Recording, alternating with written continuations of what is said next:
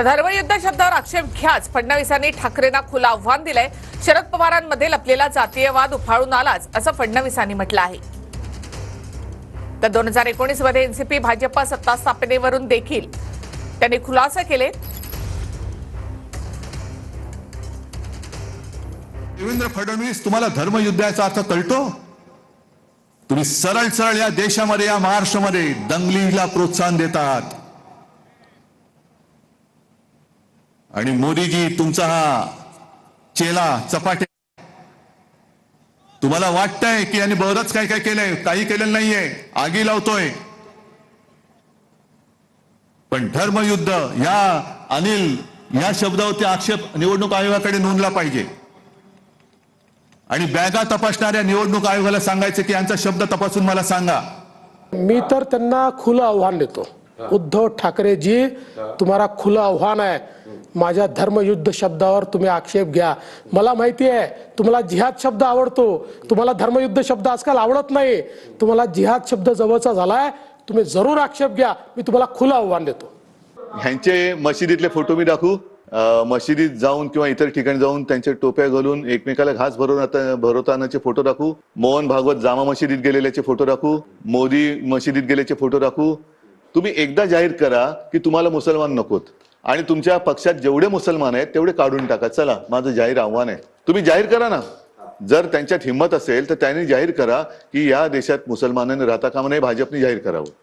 असं बोलणंच वेडेपण आहे। याचं कारण, या भारतातनं मुसलमान काढून टाका असं कधीच कोणी म्हटलेलं नाही। या भारतामध्ये जे मुसलमान राष्ट्रीय विचारांचे आहेत ते या भारताचेच नागरिक आहेत। आम्ही तर त्याच्या पलीकडे जाऊन म्हणतो, या भारतामध्ये अरबातनं आलेला मुसलमान कुठे राहिला?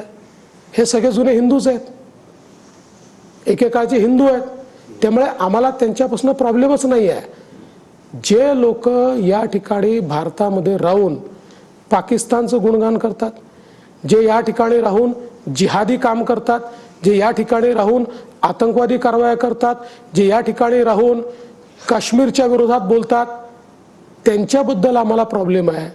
त्याच्यामुळे मला असं वाटतं की उद्धव ठाकरेंना हे समजच नाही आहे आणि मी उद्धव ठाकरेंना हे सांगू इच्छितो, आमचा आक्षेप कशाला आहे? पाय चाटण्याला आहे। हे जे पाय चाटणं चाललंय ना सज्जाद नोमानीचं, त्या पाय चाटण्याला आमचा आक्षेप आहे। पुण्याच्या काही भागामध्ये एक विशिष्ट समाज आहे, हिंदू समाज आहे, आणि त्यांनी मतदान केलं भाजपला, तर आम्हाला सवय येते की इथं असंच मतदान होतं। याचा अर्थ तुम्ही काही जिहाद समजत नाही। हो, जिहाद हा शब्द वापरून विशेषतः देवेंद्र फडणवीस आणि त्यांच्या सरकारने एक प्रकारचा धार्मिक कलर या निवडणुकीला द्यायचा प्रयत्न केलेला दिसतो। याच्यावर जी एनॉलॉजी पवार साहेबांनी मांडली आहे, शेवटी पवार साहेबांमध्ये लपलेला जातीवाद हा उफाळून येतोच, तो आलाच, पण मला त्याच्यावर काही बोलायचं नाही आहे। एक आता तुम्ही मध्ये एक आरोप केला शरद पवारांवर की राष्ट्रपती राजवट त्यांच्यामुळे लागली होती मागच्या वेळेस इथे, खरं आहे, 100% खरं आहे। बघा, जी मीटिंग झाली तिथे त्यांनी मान्य केली, पवार साहेबांनी मीटिंग झाली म्हणून। त्या मीटिंगमध्ये हे ठरलं की वेळ थोडा घालवायचा, म्हणजे मग राष्ट्रपती राजवट लावता येते। ती राष्ट्रपती राजवट लावण्याकरता एक पद्धत असते। जेव्हा तुम्हाला राज्यपालांचं काम असतं की प्रत्येक पक्षाला त्यांनी विचारायचं असतं, तुम्ही सरकार तयार कराल का? आणि मग जर सगळ्या पक्षांनी नाही म्हटलं तरच त्यांना राष्ट्रपती राजवट लावता येते। आता इथे कॉम्बिनेशन्स होते, एक आम्ही आणि शिवसेना होतो जे वेगळे झालो होतो, काँग्रेस आणि राष्ट्रवादी काँग्रेस होतं। पवार साहेबांनीच आम्हाला हे सांगितलं की सगळ्या पक्षांना ते विचारतील, त्यावेळेस तुम्ही नाही म्हटलं तर शिवसेनेजवळ तेवढी स्ट्रेंथ नाही, आम्ही नाही म्हटलं तर काँग्रेसजवळ स्ट्रेंथ नाही। त्यामुळे त्यांनी हे सांगितलं होतं की एकदा राष्ट्रपती राजवट लागली की मी महाराष्ट्राचा दौरा करेन, दौरा करून येऊन मी घोषणा करेन की मी महाराष्ट्रात फिरलो, महाराष्ट्राचं मत आहे की आपल्याला एक स्टेबल गव्हर्नमेंट हवी आहे आणि म्हणून आम्ही बीजेपी सोबत जाण्याचा निर्णय केला आहे आणि मग आपण करू। आणि या हिशोबाने पहिलं पत्र आम्हाला आलं, आम्ही सांगितलं आम्हाला बनवायचं नाही. दुसरं शिवसेनेला गेलं, शिवसेनेने त्यांच्याजवळ नव्हतेच लोक, त्यामुळे त्यांनी सांगितलं आम्हाला करता येत नाही.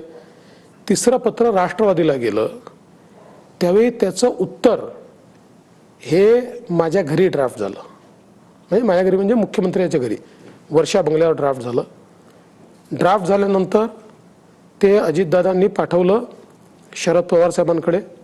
शरद पवार साहेब त्यास लीलावतीला भेटायला गेले होते संजय राऊतांना. तिथे ते पत्र गेलं. तिकडनं निरोप आला की हे 2 मुद्दे काढा आणि असे 2 मुद्दे टाका. त्याशिवाय परत पत्र ड्राफ्ट झालं, त्याच्यावर अजितदादांची सही झाली आणि ते पत्र राज्यपालांकडे गेलं. आणि त्यानंतर मग ही परिस्थिती झाली की 3ही मेन पक्ष हे जेव्हा म्हणतायत, त्या 4थ्या पक्षाने म्हटलं जरी की आम्हाला करायचं आहे तरी तो करू शकत नाही आणि मग राष्ट्रपती राजवट लागली.